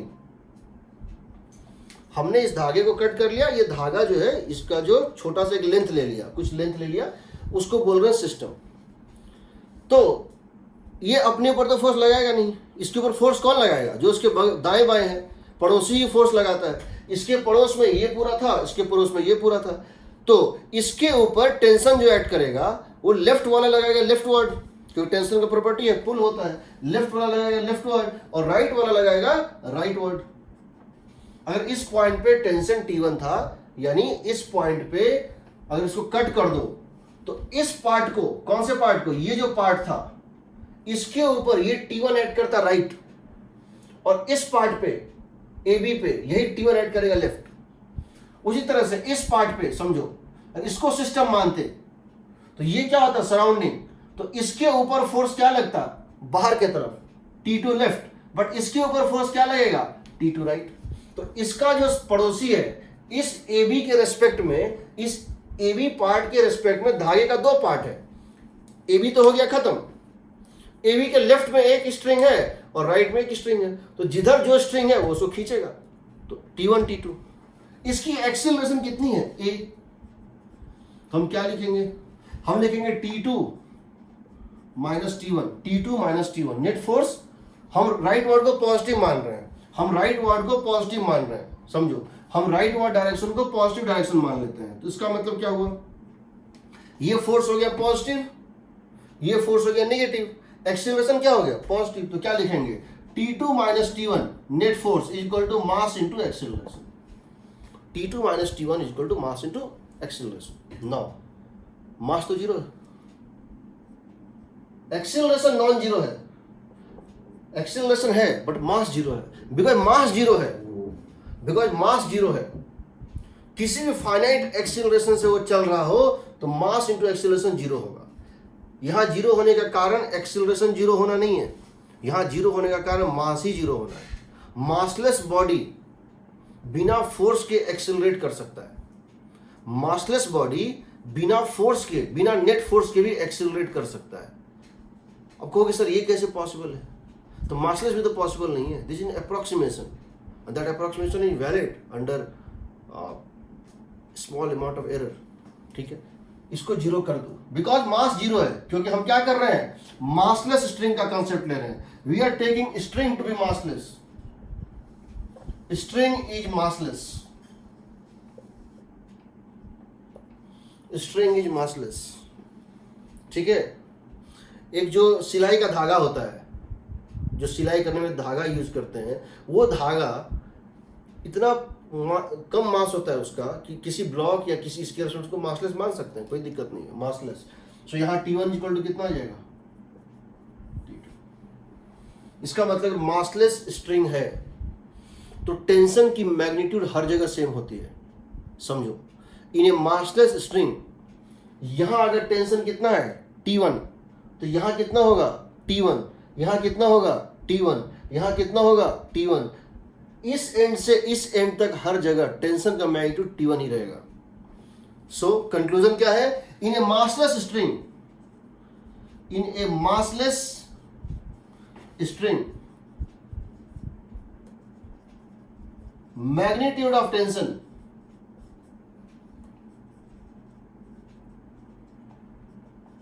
is same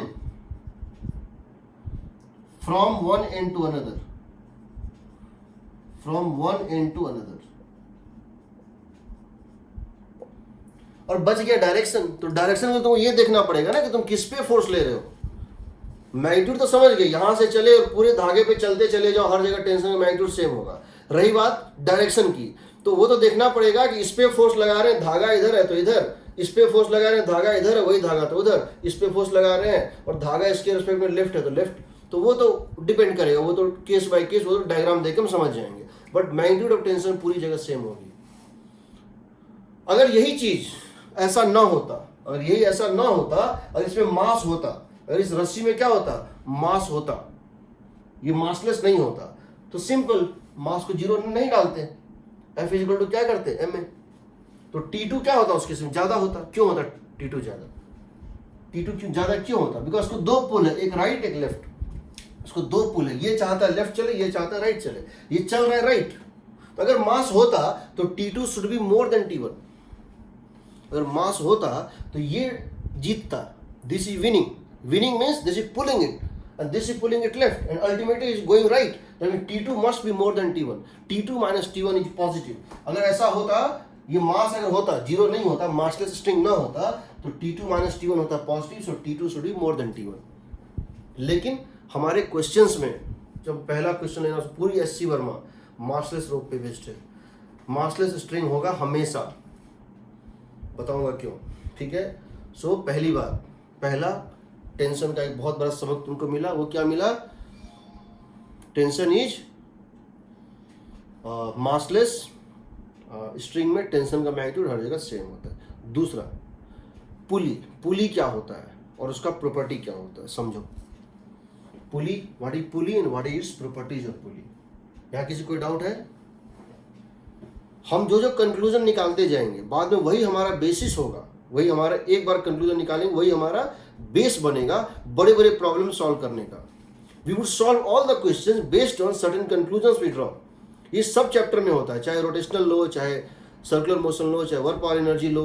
हम तुमको ट्रिक्स बताएंगे, हम तुमको बताएंगे कि ये कंक्लूजन है, और 10 कंक्लूजन करने के बाद तुम हर क्वेश्चन में कंक्लूजन निकाल को यूज करते जाओगे, क्वेश्चन बनता जाएगा, ठीक है। छोटे छोटे कंसेप्ट होते हैं, वो मिलके अच्छा न्यूमेरिकल सॉल्व करने में हेल्प करता है, ठीक है।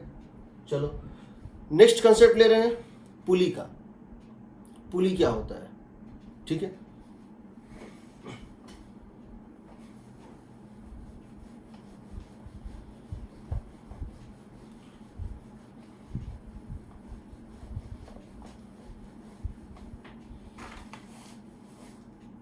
देखो पुली क्या होता है, तूने पुली देखा होगा, कहां देखा है पुली? तूने पुली देखा होगा कुएं पे। कुएं पे क्या होता है, पुली होता है, पुली के ऊपर एक रस्सी होता है, रस्सी से पानी खींचा जाता है। पुली का क्यों यूज करते हैं पानी खींचने में, क्या फायदा है उसका? पुली इस तरह से होता है, यहाँ एक ये लगा होता है, सिलेंडर टाइप का होता है। मेरे पास पुली होगा, मेरे पास एक विंड मिल है, मेरे पास एक विंड मिल है जो काम भी करता है, घुमाने से बिजली प्रोड्यूस करता है, उसमें पुली है। एक मिनट सुनो ना, विंड मिल है ना, तो देखो पुली में दो चीजें होती है, ये दो काम करता है, changes direction of force, changes direction of force,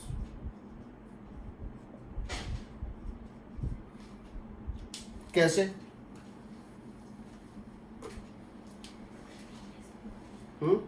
लाते ना, फिर इसको घुमाने इसको।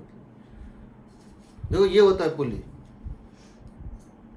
ये दिख रहा है, इस पे से रस्सी गया हुआ होता है। खैर ये तो वो वाला पुली है, ये होता है पुली, ठीक है। इसको इस तरह से, इसके ऊपर से रस्सी जाता है और उससे ये घूमता है। एलईडी जलता है था इसमें, अच्छा वो रबड़ नहीं है भाई, ठीक है। इसको अगर मैं घुमाता हूँ ना हाथ से, ये पंखा घूमता है और यहाँ ये एलईडी जल जाता है। अब इसका रबर बैंड कहीं होगा, इधर उधर होगा, ठीक है। पुली इसके ऊपर भी दिया हुआ है, फैन के ऊपर भी, ठीक है। चलो देखते हैं। पुली का काम क्या होता है? It changes the direction first thing, यानी कि समझो तुम चाहते हो इस ब्लॉक को खींचना, तुम चाहते हो इस ब्लॉक को ऊपर खींचना, तो जरूरी नहीं तुम इसको ऊपर ही खींचो, तुम यहां पे रस्सी को नीचे खींचो, तुम यहां पे इस रस्सी को नीचे खींचो, पुल इट डाउन। तुम इसको क्या कर रहे हो? डाउन पुल कर रहे हो और ये ऊपर जा रहा है, you are pulling down, it is going up. Similarly तुम ऐसा कर सकते हो, इसको खींचना है ऊपर, खींचना है ऊपर, और तुम यहां पे इसको खींच रहे हो left, you are applying a force left, but this is moving up, this is moving up. But ऐसा करेंगे क्यों? क्या काम है इसका? काम है, क्या काम है? मैं एक कुएं से ये निकाल रहा हूँ, पानी निकाल रहा हूँ, और मैंने क्या किया है कि उसमें जो है एक बकेट में देके उसे खींच रहा हूँ। तो खींचने में क्या होता है ना, मैं ऐसे खड़ा रहता हूँ, देखो ये कुआं है और मैं यहाँ खड़ा हूँ इस तरह से, थोड़ा झुकना तो पड़ेगा ही, और मैं इसको ऐसे करके बकेट को खींच रहा हूँ। यहाँ दो प्रॉब्लम होती है। क्या प्रॉब्लम होती है? पहला तो इस टेंशन का टॉर्क मेरे ऊपर ऐड करेगा और मैं टॉपल करके कुएं में ही गिर जाऊंगा। इसका टॉर्क मेरे ऊपर ऐड करेगा, मैं टॉपल करके कुएं में ही गिर जाऊंगा। दूसरी बात, मेरा वजन पहले से ज़्यादा है, मेरा वजन पहले से mg मेरे ऊपर ऐड कर रहा था। दूसरा ये टेंशन मेरे ऊपर ऐड करने लगा, तो यहाँ वेट क्या हो गया? बढ़ गया ना। तो यहाँ पे मेरे ऊपर कितना फोर्स ऐड कर रहा है बताओ? mg तो ऐड कर ही रहा था, mg तो ऐड कर ही रहा था, साथ में मेरे ऊपर टेंशन भी, क्योंकि ये टेंशन का डायरेक्शन मेरे ऊपर किस तरह होगा? डाउनवर्ड होगा। तो क्या होगा? मेरे ऊपर फोर्स बढ़ गया, फोर्स बढ़ गया। यहाँ दलदल है, यहाँ क्या है? कीचड़ है, मेरा पैर उसमें धंस जाएगा, तो मैं दलदल में फंस जाऊंगा। तो मैं क्या करूंगा? मैं इसका दूसरा टेक्निक लगाऊंगा। मैं इसको इस तरह से करूंगा, मैं यहाँ पर एक फिक्स करूंगा पुली। अब मैं क्या करूंगा? इसमें लगाऊंगा बकेट, और अब मैं यहाँ खड़े होके इस पुली के रस्सी को नीचे खींचूंगा। तो पुली के रस्सी को मैं क्या करूंगा? नीचे खींचूंगा, तो ये ब्लॉक ऊपर जाएगा। अब एक फायदा हो गया। पहली बात क्या हुआ कि मैं यहाँ भी कर सकता हूँ, मैं यहाँ चला जाता हूँ, मैं यहाँ खड़ा हो जाता हूँ, दूर खड़ा हो जाता हूँ। अब मैं इसको ऐसे खींच रहा हूँ, मैं पुल कर रहा हूँ किधर? राइट वर्ड, और ये जा कहाँ रहा है? ऊपर। तो मेरा वेट तो नहीं बढ़ा, पहले तो मेरा वेट नहीं बढ़ा, क्योंकि ये जो टेंशन मेरे ऊपर ऐड करे वो किधर ऐड करेगा? अवे पुल करेगा ना, टेंशन मेरे ऊपर ऐड करेगा इधर, इधर ऐड करेगा। तो इस टेंशन का कोई भी कंपोनेंट डाउनवर्ड है नहीं, तो मेरा वेट नहीं बढ़ा, मैं दलदल में नहीं धंसूंगा, पहली बात। दूसरी बात, मैं यहाँ गिर भी गया तो कुएं में नहीं जाऊंगा। अब इसका तीसरा फायदा भी है, जैसे मैं डबल पुली लगा दूं, और मैं डबल पुली या 10 पुली लगा दूं, तो मैं तुम्हें बताऊंगा, मैं अकेले एक कार को खींच सकता हूं, मैं अकेले एक कार को खींच सकता हूं।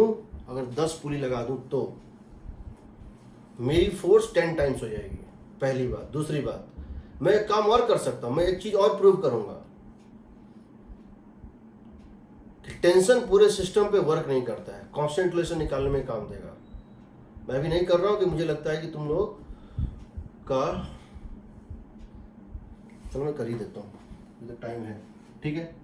चेंजेस डायरेक्शन ऑफ फोर्स, ठीक है। एक तो इसका काम क्या होता है? डायरेक्शन ऑफ फोर्स को चेंज करना। इस पे हम तुमको, अभी तुम बहुत सारी इलस्ट्रेशन लेंगे तो समझ जाओगे। दूसरा, ये क्या करता है? It magnifies force, it magnifies force और diminishes force. It changes the magnitude of applied force, it changes the magnitude of applied force, it changes the magnitude of applied force. देखते हैं कैसे। तो उसके पहले तुमको हम एक बड़ा अच्छा चीज बता रहे हैं जो कि हर क्वेश्चन में काम देगा। वो होता है कि अगर किसी पुली के ऊपर एक धागा यू शेप लेके निकल जाए और दूसरा उसके सेंटर पे टैप किया हो इस तरह से, ये बहुत इंपॉर्टेंट केस है। इसमें है क्या कि एक धागा आया है इधर से, एक थ्रेड इधर से आया, इस पे एक यू शेप का टर्न लिया और फिर ये यहां से निकल गया, और इसके सेंटर पे एक दूसरा धागा टैप किया हुआ था। समझ रहे हो? समझ रहे हो? इसका मतलब ये हुआ, ठीक है, इसका मतलब ये हुआ कि यहाँ पर ये इस तरह से था, एक रोप ऐसे आया और ऐसे यू शेप बना के निकल गया, और इसके सेंटर से एक दूसरा टैप किया हुआ था। हमको यहाँ पे, हम जो यहाँ पे पुली लेंगे, हम इसको लेंगे आइडियल पुलीज। आइडियल पुली का मतलब क्या होता है समझो? आइडियल पुली का मतलब होता है massless and frictionless, massless and frictionless. Sir एक डाउट था। एक मिनट, अगर फ्रिक्शन होगा तो क्या होगा ये बताएंगे फ्रिक्शन चैप्टर में। अगर फ्रिक्शन होगा तो क्या होगा बताएंगे फ्रिक्शन चैप्टर में। अगर मास होगा तो क्या होगा ये बताएंगे रोटेशनल मैकेनिक्स चैप्टर में। यहाँ फ्रिक्शनलेस और मासलेस है। हाँ बताओ। सर ये मैग्नीट्यूड कैसे बदल देता है सर फोर्स का, ये समझ में नहीं आया सर। मैग्नीट्यूड कैसे बदल देता है सर? अभी पढ़ाई कहाँ है? सर आपने सेकंड पॉइंट लिखा है ना सर, इसलिए सर पॉइंट लिखा है, अभी एक्सप्लेन कहाँ किया है? Yes sir. तो देखो, ये देखो, ये जो धागा निकला इस तरह से, ये सेम धागा इस तरह से, तो अगर इसमें टेंशन टी है, ये पूरा मासलेस धागा है समझो, मासलेस धागा है, ऐसे करके है इस तरह से निकल गया, इसमें भी टेंशन टी है। ये पुली एक्सेलरेशन में है। हम कह रहे हैं कि मोशन इस तरह से हो रहा था, अभी हम पूरा ब्लॉक नहीं बनाए हैं समझो, हम किसी सिस्टम का छोटा सा पार्ट बनाए हैं। इसका जब क्वेश्चन लेंगे तो बताएंगे, हो सकता है ये दीवार से कनेक्टेड हो सकता है ये वॉल से कनेक्टेड हो समझो, हो सकता है कि यहां पर एक ब्लॉक लगा हुआ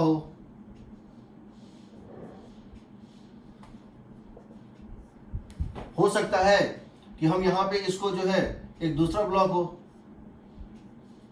हो सकता है यहां एक दूसरा ब्लॉक। हम पूरा सिस्टम नहीं ले रहे हैं, हम तो अभी एक सब पार्ट बता रहे हैं, सिस्टम का एक छोटा सा पार्ट बता रहे हैं कि हम इस ब्लॉक को पुल कर रहे हैं, हम इस ब्लॉक को पुल कर रहे हैं समझो। तो क्या होगा, पूरी की पूरी सिस्टम मूव करेगी, ये भी मूव करेगा A1 एक्सेलरेशन से, ये भी मूव करेगा A2 एक्सेलरेशन से, और ये पुली भी मूव करेगा A3 एक्सेलरेशन से। हम A1, A2 और A3 में एक रिलेशन निकालेंगे, उसको बोलते हैं कांस्टेंट रिलेशंस। और हम जो तुमको मेथड बताएंगे वो तुमको किसी बुक में नहीं मिलेगा, और सबसे आसान और टू द पॉइंट मेथड है। लगा दो, कोई भी क्वेश्चन किसी बुक का 1 सेकंड में बन जाता है। No differentiation, no dirty things, no X Y and this and that, trigonometry कुछ नहीं, एक स्टेप का क्वेश्चन होता है, ठीक है, उस पर हम आएंगे। तो तुम इसको खींच रहे हो, देखो खींचोगे तो ये चलेगा, ये चलेगा तो पुली भी चलेगा, पुली चलेगा तो ये भी चलेगा। बट हम ये जानना चाहते हैं, इसमें इस धागे में हमने क्या मान लिया, टेंशन है टी, तो बिकॉज ये सेम धागा यहां से यहां तक गया है तो टेंशन टी ही रहेगा, ये हम प्रूव कर चुके हैं। ये अगर मासलेस स्ट्रिंग है तो टेंशन हर जगह सेम होता है। इस धागे में ये एक नया धागा है, ये एक नया धागा, इसमें मान लेते हैं टेंशन कितना है, टी डैश, इसमें मान लेते हैं कितना है, टी प्राइम, टी डैश, इसमें टेंशन है। अब तुम क्या करो, और पुली में एक्सेलरेशन भी है। अब तुम क्या करो, तुम इस पुली का फ्री बॉडी डायग्राम बनाओ। फ्री बॉडी डायग्राम एक गलत वर्ड है, मैंने पढ़ाया ही नहीं तो मैं क्यों यूज करूं इसको। तुम इस पुली का फोर्स डायग्राम बनाओ। फोर्स इस पुली पे क्या क्या ऐड कर रहे हैं जरा देखो। इस पुली के ऊपर जो फोर्स ऐड कर रहे हैं, एक फोर्स तो इधर है, ये एक धागा इसको यहां खींचेगा, कितने से, टी से, और एक धागा इसको यहां खींचेगा, कितने से, टी से। समझ रहे हो?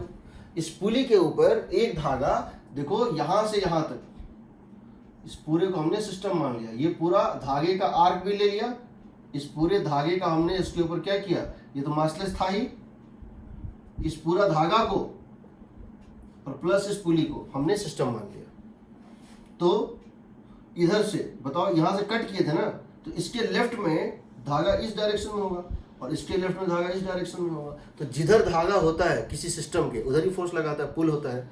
उसी तरह से सेंटर पे जो धागा था वो इसके रेस्पेक्ट में क्या था, राइट में था, तो टी डैश का फोर्स ब्लॉक के ऊपर ऐड करेगा लेफ्ट, लेकिन पुली के ऊपर ऐड करेगा राइट। ये टी डैश का फोर्स जो यहाँ से यहाँ पे टी डैश का, इसमें अगर टेंशन कांस्टेंट है टी डैश, इस ब्लॉक पे अगर लेंगे तो फोर्स लेंगे टी डैश लेफ्ट, बट इस पुली पे लेंगे तो क्या लेंगे टी डैश राइट। इसकी एक्सीलरेशन भी है, कितनी है ए, तो क्या लिखेंगे बताओ, टी डैश माइनस 2t ई mass into acceleration. T dash right word, इसको राइट पुल मिल रहा है, सेंट्रल जो वो था स्ट्रिंग वो इसको खींच रहा है राइट, और बाकी दो स्ट्रिंग इसको खींच रहा है लेफ्ट। तो net force here T dash minus 2t is mass into A, but mass तो जीरो है, मासलेस है। इसका मतलब क्या हो गया, T dash is equal to ये टी जो यू शेप बना के गया है, समझो जो धागा यहाँ यू शेप बना के निकला है और उसमें टेंशन टी है, तो सेंटर वाले पे कितना होगा 2t होगा।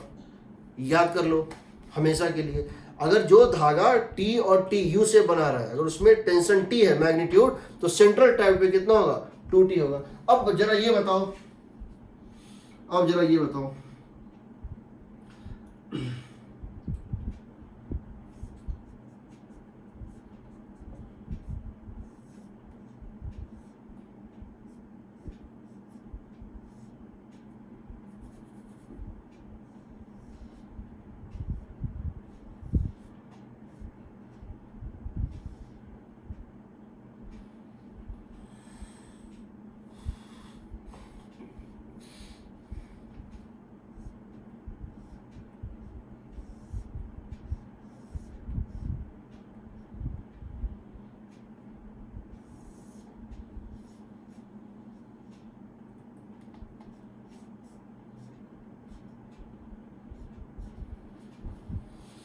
देखो ये एक ब्लॉक है, ये ग्राउंड है, और पुली का कुछ सिस्टम इस तरह से बना हुआ है। All the pulleys are ideal, सारे पुलीज आइडियल हैं, स्ट्रिंग भी आइडियल है, कुछ नहीं दिया हुआ तो भी आइडियल ही होता है। अदरवाइज बहुत इंफॉर्मेशन देना पड़ेगा, पुली की मास कितनी है, मोमेंट इनर्शिया कितनी है, फ्रिक्शन कोएफिशिएंट कितनी है, बहुत सारी चीजें होती है। ये बताओ अगर ये पर्सन यहां इसको खींच रहा है नीचे, फोर्स कितने से, एफ से, जिस फोर्स से ये पर्सन खींचेगा वही यहाँ का टेंशन बन जाएगा।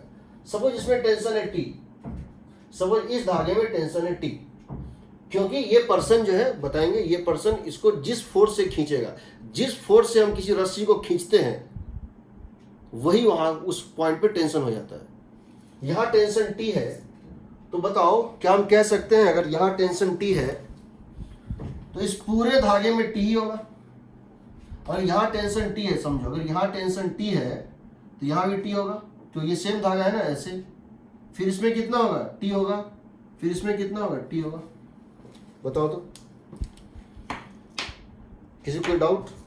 जहां से चला वहां से लेकर लास्ट तक सारे पॉइंट पे एक स्ट्रिंग में टेंशन सेम होगा।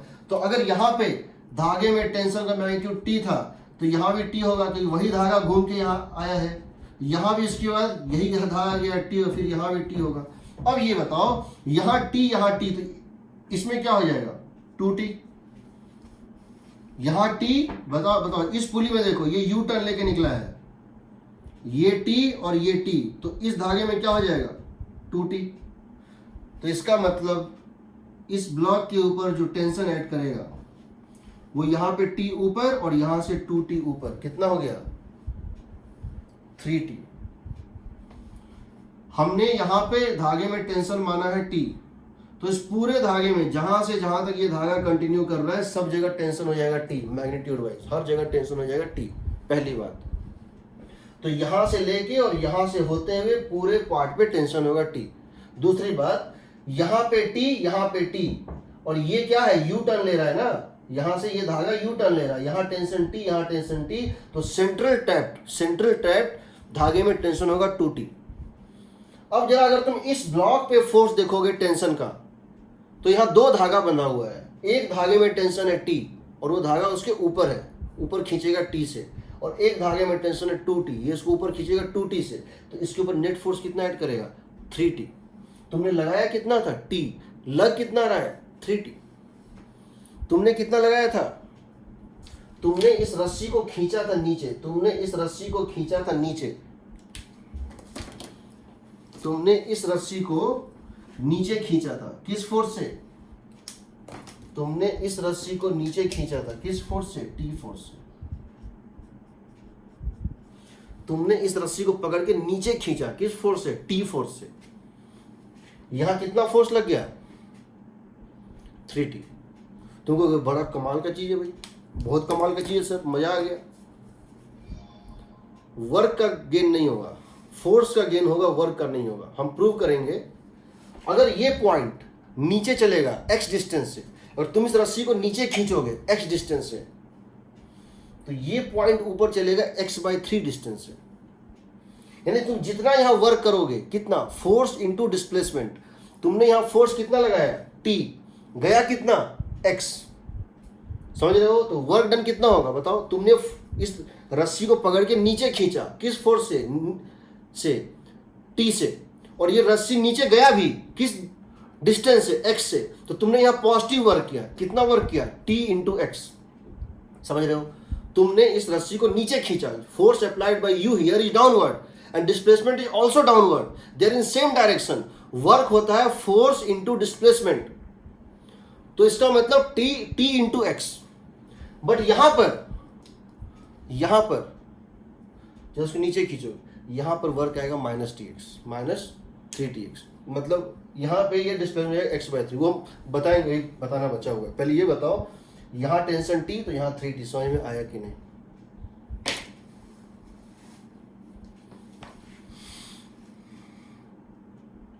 सर ऐसे तो मैं 1000 पुली लगा दूं तो पता नहीं क्या ही हो जाएगा फोर्स। बिल्कुल हो जाएगा। तुम वर्क गेन नहीं कर सकते हो, तुम वर्क का गेन नहीं कर सकते हो, बट तुम फोर्स का गेन कर सकते हो। क्यों नहीं कर सकते हो? It is not violating any law. Law of conservation of mass होता है, law of conservation of momentum होता है, law of conservation of energy होता है, मास होता है, चार्ज होता है, but law of conservation of force तो मैंने कभी नहीं सुना है। क्यों नहीं हो सकता है? हाइड्रोलिक लिफ्ट का नाम सुने हो? नहीं सर। पास्कल्स लॉ पढ़े थे क्लास 8, 9, 10 में। नेक्स्ट क्लास में बताऊंगा वर्चुअल वर्क मेथड। कौन सा? Virtual work method. वो मेथड जिससे हम कांस्टेंट रिलेशन निकालते हैं। और ये बच्चे, मुझे बहुत गुस्सा उठता है जब मैं किसी बच्चे को सेंटर ऑफ मास में या कोलिजन या मोमेंटम में मैं शॉर्ट मेथड्स बताता हूँ। जब मैं एक ही क्वेश्चन को 4 मेथड से बताता हूँ, energy conservation, kinematics, Newton's laws and angular momentum conservation. तो जब मैं उसको बताता हूँ तब बच्चे को ये पता नहीं होता है एनर्जी कंजर्वेशन में कि पूरे सिस्टम पे वर्क डन बाय टेंशन हमेशा 0 होता है। टेंशन जहां भी वर्क करेगा, कहीं न कहीं पॉजिटिव करेगा, कहीं नेगेटिव करेगा, पूरे सिस्टम पर उसका नेट वर्क डन हमेशा 0 आता है। इसीलिए जब हम कंजर्वेशन ऑफ एनर्जी लगाते हैं तो टेंशन का वर्क लेते ही नहीं है, और बहुत कॉम्प्लिकेटेड क्वेश्चंस 1 सेकंड में बन जाते हैं। मैं उसको एक बार करके दिखाऊंगा भी, एज ए इलस्ट्रेशन तुम्हारे क्लास में मैं 1-2 क्वेश्चन लूंगा भी। उसका पर्पस तुमको पढ़ाना नहीं होगा, बस ये बताना होगा कि जो मैं पढ़ा रहा हूँ उसको seriously low. Seriously low means don't think that I am teaching something just because I want to teach something. I am teaching everything which is a purpose. एक पर्पस है कि क्वेश्चन सॉल्व करना है, न्यूमेरिकल सॉल्व करना है। ये छोटे छोटे कंसेप्ट जब मिलेंगे तो बड़े बड़े क्वेश्चन बहुत जल्दी से निकलते हैं। तो तुमने कहा कि अगर 10 पुली लगा तो कुछ भी कर सकते हो। कर सकते हो, बिल्कुल कर सकते हो। आर्किमिडीज ने कहा था, जहाँ तक मुझे याद है, मैंने कहीं पढ़ा था, आर्किमिडीज ने कहा था मुझे एक बड़ा स्टिक ला के दो, मैं धरती को उठा लूँगा टॉर्क के बेसिस पे। कहानियों में होती कहीं, तुमने कहीं पढ़ा होगा, कभी यूट्यूब पे देखना शायद मिल जाएगा। आर्किमिडीज ने क्या कहा था, क्यों नहीं हो सकता है? हाँ बताओ, क्या पूछना है? सर वो अगर ये सारी जो जैसे 3 पुली लगाई है, अगर ये पुली को अगर एक ही लाइन 3 पुली लगाई है अभी अपन ने, तो सर अगर 3 पुली को एक ही लाइन में लगा दे तो वो एक ही पुली का काम करेगी ना, मतलब उतना फोर्स। 3 पुली को एक लाइन में कैसे लगाओगे? सर 3 पुली, चलो ये पुली है, ये एक पुली, ये दूसरी पुली और ये तीसरी पुली। तो क्या करना चाहते हो? तो सर इसमें से अगर अपन ब्लॉक को खींचे जैसे अभी अपन इसमें खींच रहे हैं, मतलब ऐसे कर दें फिर ऐसे कर दें, ये बोल रहे हो? No sir. सर जो तीसरी पुली है उसी से डायरेक्ट तीसरी पुली डायरेक्ट कर दें और इन दोनों को छोड़ दें, कुछ ना करें। हाँ अरे तुम भी जो है ना, मैंने बच्चे को देखा वो स्केल लेके आया। स्केल समझते हो ना, रूलर। बोला मैं रूलर से सर्किल ड्रॉ करूँगा। तो मैं भी आश्चर्य में पड़ गया कि कैसे ड्रॉ करेगा, रूलर से कोई सर्किल कैसे ड्रॉ कर सकता है। तो उसने क्या किया, एक हाथ में रूलर लिया, एक हाथ में पेंसिल लिया और ड्रॉ कर दिया। जब तुम इसमें कुछ कर ही नहीं रहे हो, छोड़ ही दे रहे हो, अच्छा चलो एक काम करते हैं, ये टॉपिक खत्म नहीं हुआ है, बता रहा हूँ, अभी पुली खत्म नहीं हुआ है। मैं पुली को फिर से यहाँ से, कहाँ से, चेंज द मैग्नीट्यूड, इसको मैं फिर से लूँगा, फिर से बताऊँगा और इस पर बहुत सारा इलस्ट्रेशन लूँगा, समझाऊँगा तुमको, तब तुमको, और नेक्स्ट क्लास में एससी वर्मा सब लेके बैठना, वॉल्यूम 1, ठीक है। तो मैं तुमको नेक्स्ट क्लास में इसको बताऊँगा, एक्सप्लेन करूँगा, कि बहुत लंबा ये अगर होगा लेक्चर तो फिर थोड़ा ये हो जाएगा, ठीक है, बोरियत से हो जाएगा। तो ऐसा नहीं कि ये ख़त्म हो गया है, ना डाउट ख़त्म हुआ है तुम्हारी तरफ से और ना ये टॉपिक ख़त्म हुआ है। तुम ये पुली वाला पार्ट अभी मान के चलो कि मैंने नहीं पढ़ाया है, पुली वाला पहले तक मैंने पढ़ा दिया, पुली वाला पार्ट तुम मान के चलो नहीं पढ़ाया, क्योंकि मैं इसको स्टार्ट नहीं भी कर सकता था, बट मैंने स्टार्ट कर दिया। लेकिन इसके लिए जितना टाइम चाहिए उतना हमको अभी नहीं मिला है, अभी वो सब ले लेंगे तो फिर तुमको सब क्लियर हो जाएगा, सब क्लियर हो जाएगा, ठीक है। उसके लिए चिंता मत करना, बिना तुम्हारे क्लियर हुए हम नहीं बढ़ेंगे, ठीक है। चलो तो अभी रख रहे हैं, रिकॉर्डिंग हम शेयर कर देंगे, जिन लोगों ने रिकॉर्डिंग नहीं